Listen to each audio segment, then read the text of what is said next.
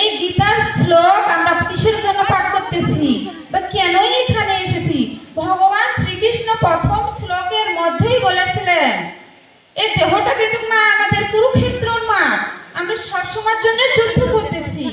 ভগবান শ্রীকৃষ্ণ বলেছেন এই যে দেহটা হচ্ছে কুরুক্ষেত্র, ধৃতরাষ্ট্র হচ্ছে মন, বিবেক হচ্ছে সঞ্জয়, জীবাত্মা হচ্ছে অর্জুন, পরমাত্মা হচ্ছে ভগবান শ্রীকৃষ্ণ।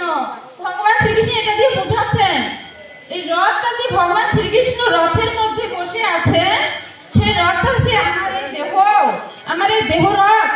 ভগবান চালাচ্ছেন, আমরা চলতেছি।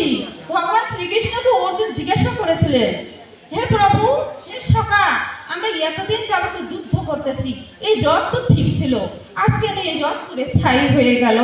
ভগবান বললেন, হে অর্জুন, এতদিন যাবত আমি ছিলাম এই রথের মধ্যে, তাই এই রথটা সুরক্ষিত ছিল। যেমন যুদ্ধক্ষেত্রের মাঠে যুদ্ধ করেছিল, রথ দিয়ে আমাদের দেহটাকে বুঝিয়েছেন। তো সে রথ যখন যুদ্ধ শেষ হয়ে গেল, তখন ওই রথটা পুরে ছাই হয়ে গেল। তখন আমাদের এই দেহ যেদিন ভগবান শ্রীকৃষ্ণ চালাচ্ছেন, আমরা চলতেছি মা, যেদিন আমার এই দেহ থেকে ভগবান শ্রীকৃষ্ণ বাইর হয়ে যাবে, তখন কিন্তু আমার এই দেহটা শ্মশান ঘাটে পড়ে ছাই হয়ে যাবে। জয় জয় রাধা কৃষ্ণ